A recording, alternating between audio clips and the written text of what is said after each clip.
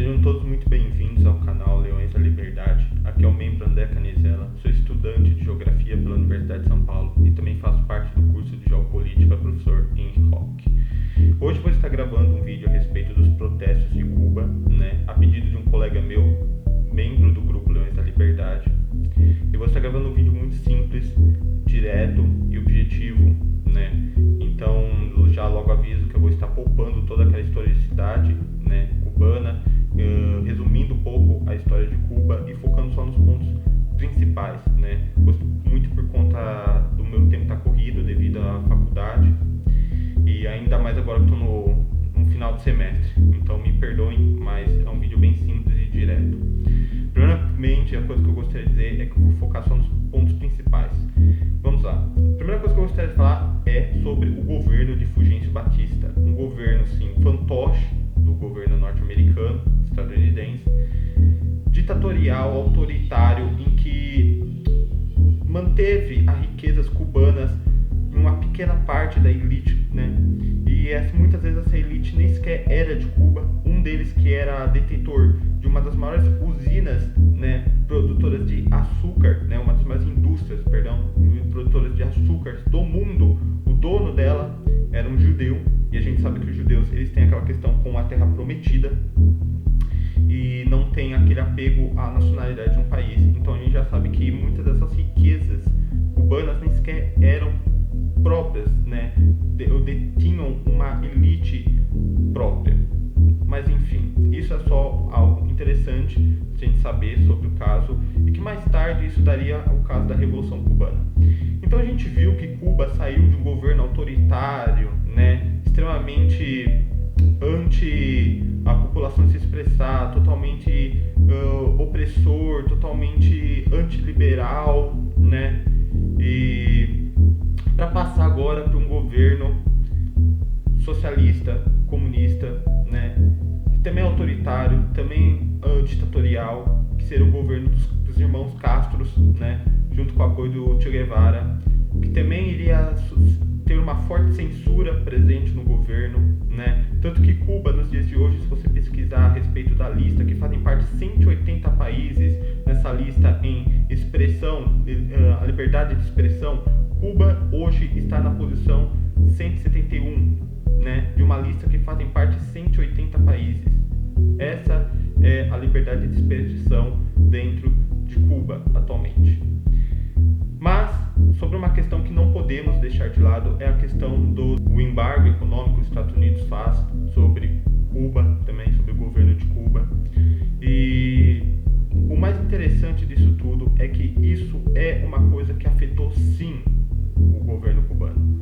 O embargo econômico, o bloqueio econômico, que os Estados Unidos fez sobre Cuba foi algo extremamente selvagem. Não é a primeira vez que os Estados Unidos utiliza dessa estratégia. Os Estados Unidos utiliza essa estratégia com muitos países. Utilizou com a Coreia do Norte recentemente. Está utilizando com o Irã, que a própria Europa agora também está fazendo parte desse bloqueio econômico contra o Irã. Os Estados Unidos segue muito bem aquela estratégia que Sun Tzu já dizia há séculos atrás, que é vencer o inimigo sem lutar contra ele.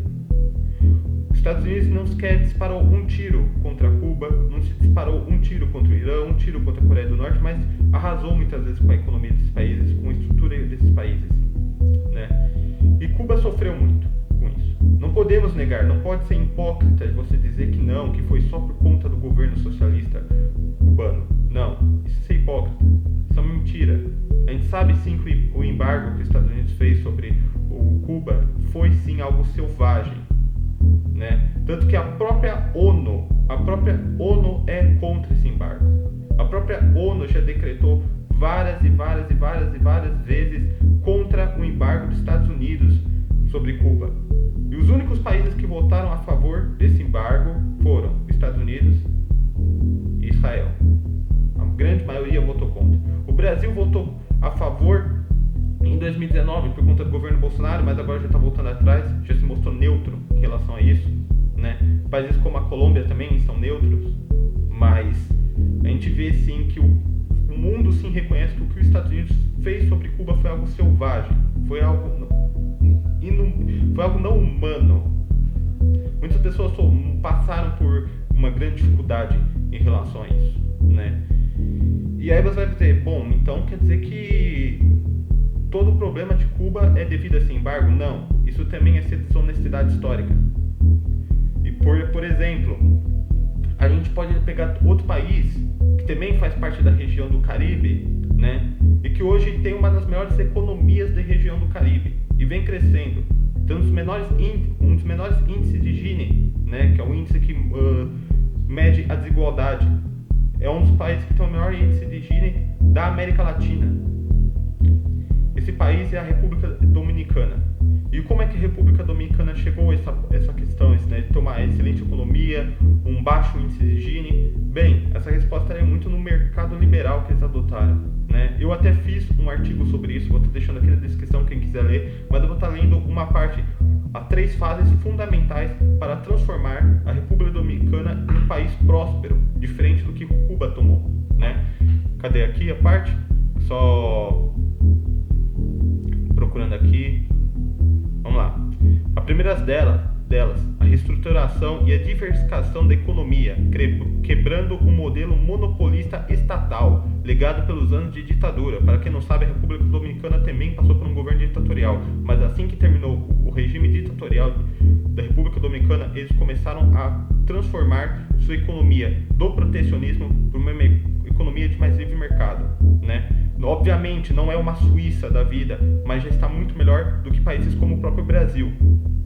Vamos lá. A segunda fase se deu com zonas econômicas especiais, depois que o país começou a deixar de ser majoritariamente agrícola. A indústria dominicana já estava mais estabilizada. O governo abandonou suas medidas protecionistas e começou a criar em seus territórios zonas onde as empresas estrangeiras teriam menos regulamentos e abstenções de impostos. Desta maneira, o país desenvolveu muito seus investimentos estrangeiros e conseguiu complementar seu crescimento. A terceira e última fase foi a abertura ao mundo. Com um grande desenvolvimento interno da indústria doméstica, a República Dominicana começou a estabelecer relações diplomáticas e econômicas com muitos outros países do mundo. Todos os setores econômicos do país se juntou a organizações internacionais. E aí eu coloco vários outros exemplos, né? Como a CAFTA, a CELA, entre outros. Vou deixar o artigo aí para quem quiser ler a respeito disso, né? O que eu quero dizer com tudo isso é que o que está acontecendo em Cuba é algo complexo. Você não é simplesmente um único lado que está certo e o outro lado está totalmente errado. Não, ambos têm sim questões importantes de se analisar, né? E uma das questões que eu digo fundamentais assim, de se analisar são os embargos econômicos, né? Os bloqueios econômicos que os Estados Unidos impôs sobre Cuba. Não quer dizer que o governo cubano esteve correto no que fez e quem prejudicou Cuba foi exclusivamente os Estados Unidos. Isso seria totalmente desonesto falar uma coisa dessa, né? A gente sabe muito bem que o governo totalmente protecionista, né, cubano foi grande responsável pela atual crise que Cuba passa. E Cuba, por muitos anos, achou que teria a União Soviética ao seu lado, sustentando e mantendo eles. E não foi isso que aconteceu. A gente pode dar exemplos assim, vamos dizer assim, como é que então seria Cuba sem o bloqueio econômico? Cuba estaria dando certo? Bem, a gente pode pegar um país aqui próximo mesmo da América Latina, ver como está a atual situação da Venezuela, entre outros países da América Central, como a própria Guatemala. A gente não pode novamente negar a questão do embargo econômico que os Estados Unidos tomou a respeito de Cuba. As várias intervenções norte-americanas que tomaram em cima de Cuba, mas isso em si não quer dizer que foi por causa disso que Cuba está na situação drástica que está hoje, né? A gente pode pegar outros exemplos da América Latina que também adotaram um modelo econômico de governo similar a Cuba, que não tiveram embargos econômicos e que também não tiveram sucesso. Em contrapartida, a gente pode usar um exemplo de um país que adotou um governo e uma ideologia de mercado diferente de Cuba e prosperou, que é a República Dominicana novamente, né? Na mesma região e sendo uma ilha também, e menor, com menos riqueza do que Cuba. Então, a gente não pode também dizer que o liberalismo em si seria a resposta para Cuba, porque a gente sabe que teve países aqui na própria América Latina, como a própria Argentina, que lá nos anos 80, 90 adotou medidas liberais de forma errônea, é bom ressaltar isso, mas que adotou formas liberais e fracassou também. Entrou em crise, empresas quebraram, pessoas passaram fome, foram por desemprego. O importante é não adotar extremos, não adotar um lado e imaculá-lo como um santo. Ambos os lados têm suas falhas e ambos os lados têm acertos, mas o que está acontecendo em Cuba nesse exato momento é sim muito devido ao seu governo.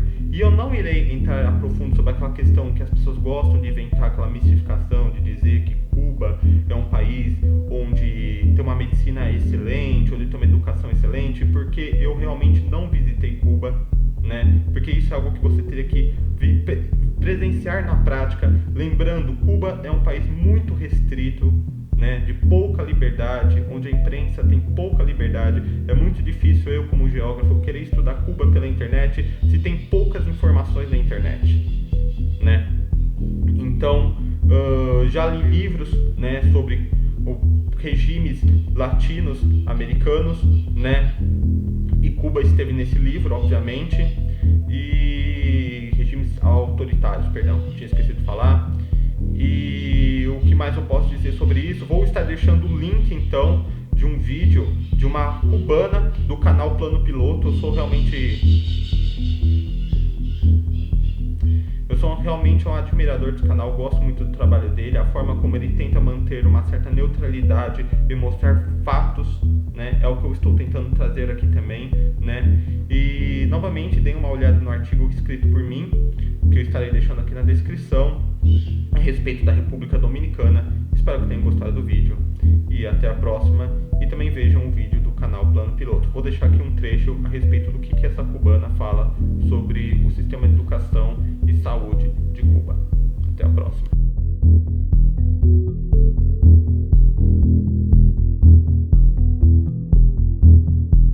O cubano em geral lá, que mora lá, ele gosta de como as coisas estão? Ou ele reclama? Ou ele tem medo de reclamar? Como é que é? Ele reclama, ele tem medo de reclamar, né? E às vezes não reclamamos. Por exemplo, já você reclamando, você só pode reclamar assim nos seus pensamentos, porque você sair com cartéis na rua é proibido fazer protesto, sempre foi proibido em Cuba, entendeu? Então, se você faz alguma protesta, você vai pra cadeia, entendeu? Não pode fazer protesto. Então, mas o cubano em geral, assim, eles gostam, assim, de como as coisas estão? Ou eles culpam os Estados Unidos? Porque eu sei que muitas pessoas argumentam